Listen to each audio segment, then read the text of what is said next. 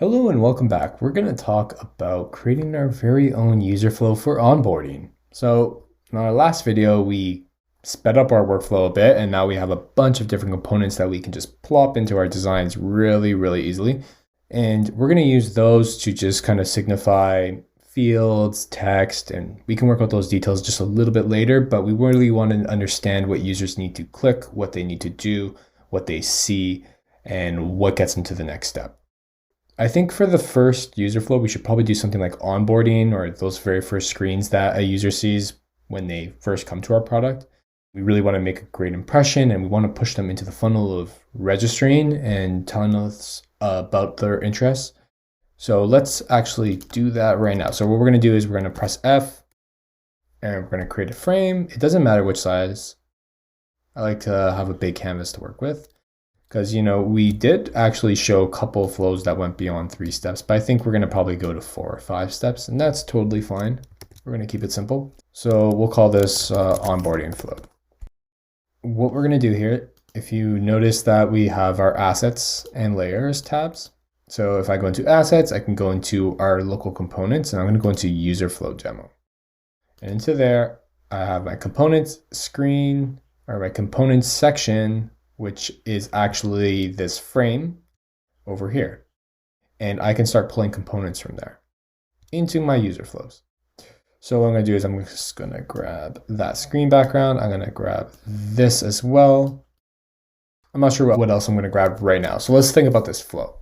So step 1 of creating a user flow is to have a title. So let's think about our title. Our title should be, what do we want the user to actually accomplish during the onboarding? I want the user to register with our product. Okay. I like to keep things really neat. I like using this font. Gilroy, it's really nice font.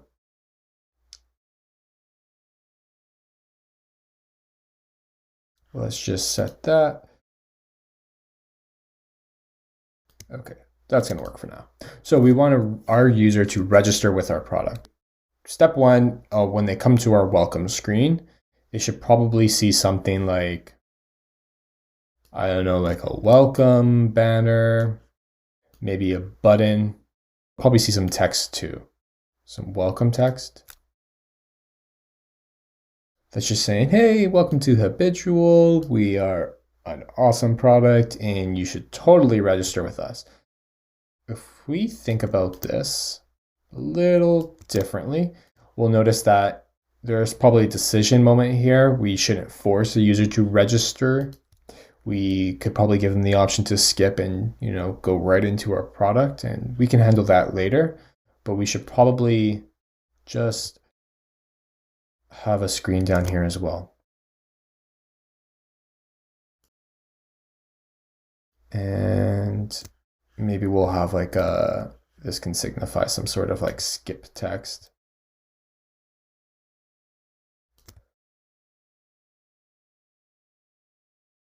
Oops, I didn't actually make a smaller one.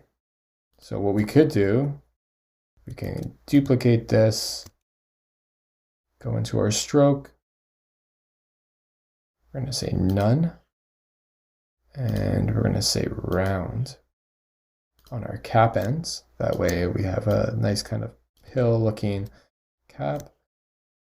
And there we go. Let's actually open this up just a bit. So that way we have a little bit more breathing room because we're going to have to write underneath these. So let's open up our frame. Like I said, like the size of the frame doesn't really matter right now.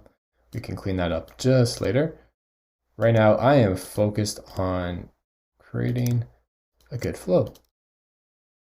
Okay, so we'll group these. Actually, let's go to our layers panel. So let's do Command Z just to show you what just happened there. We'll select both of these since they are instances of our initial arrow. So we want to actually disconnect that. So what you can do is you can right click and you can detach that instance, or you can select them and click Option, Command, and B. And you'll notice that they're both frames again. And if we do Option Command K, now we can name them second arrow. And we can copy that and paste it and take this and put it into our components file up here. So now we have another component to use. Okay, so now I know that step one, let's write step one. And let's make that smaller. And let's start writing a little bit of a description for it.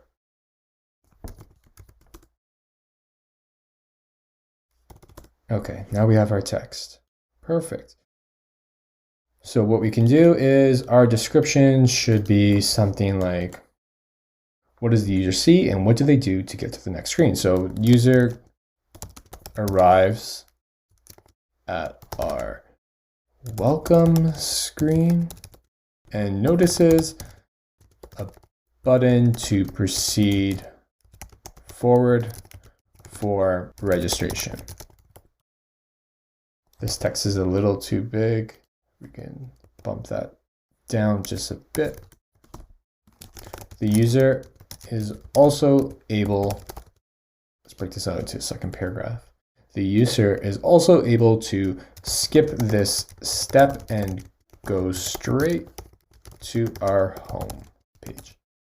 So now we know what the user can do on step one and what they can do here. So I know that in step one, I'm going to be able to click this big primary call to action and go straight to the registration, or I can avoid that and skip it, and I'll eventually have to register once I check out, but I can go right into the home screen and we can give them a little bit of a teaser on why our app is so great. So step two, what happens on step two? So step two, we're not going to really focus on the actual home screen right now, but we're going to focus on step two. And step two should be something like the user starts the kind of the registration process. So maybe it's like the user is prompted to add their email and password. They can confirm those details and proceed.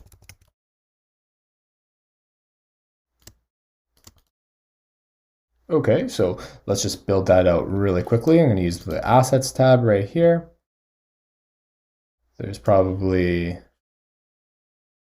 this should be, let's go back to our components page so we can just fix that really quickly. So another interesting thing you can do here is you can right click and go to master component. And over here, all we need to do is select top, bring that right in, and now we can select top and bottom. So perfect. Let's go back to our flow. So we have an input, we have a couple of inputs, and we have a primary button. Great. Okay, that's step two.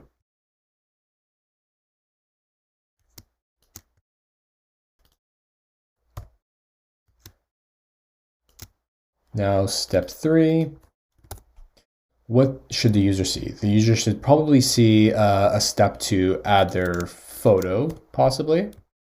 So we can, the user can add a photo or skip that step. So we do want to make this registration fairly easy. So the ability to actually skip the step is kind of key, especially here where a photo isn't necessarily needed.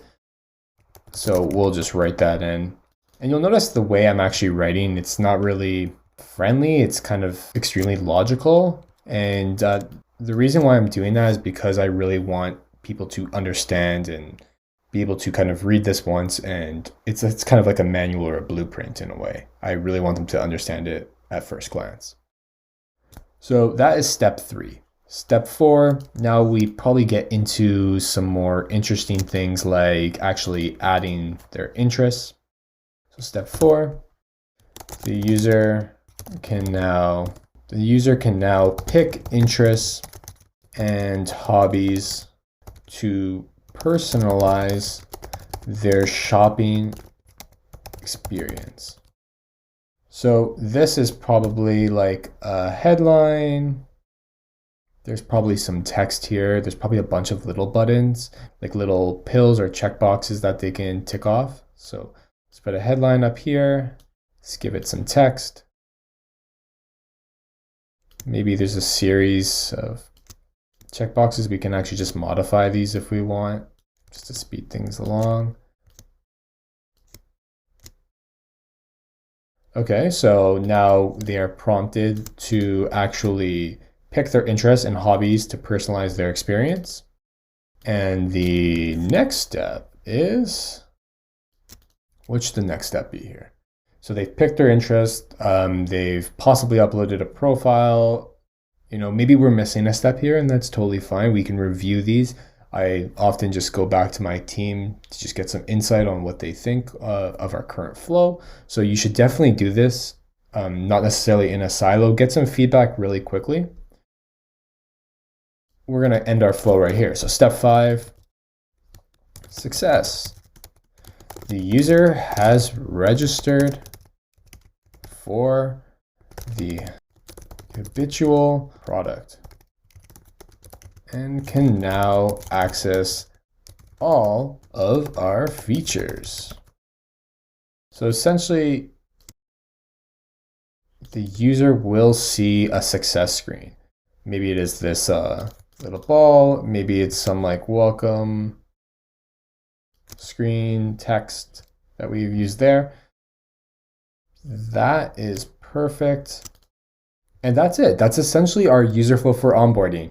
It's really detailed. We understand the actual purpose of the flow. We understand that there's a possible break here, and we need to think about what that looks like for the user. We started building out these steps a little bit more and thinking about them, that this is a pretty linear flow right now.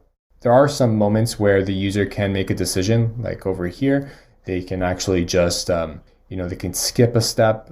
Well, now we're starting to think about all the elements that are going to be here as well. If you have more refined sketches, you can actually start wireframing at this point. There really is no right or wrong way to do this. I like to think about this very conceptually, so I'm not really worried about like the visual design or anything like that just at the moment, but I do know that I'm starting to think about this from a user's perspective and what they should be seeing and what they should be doing at each step. So this is our flow for registering with our product.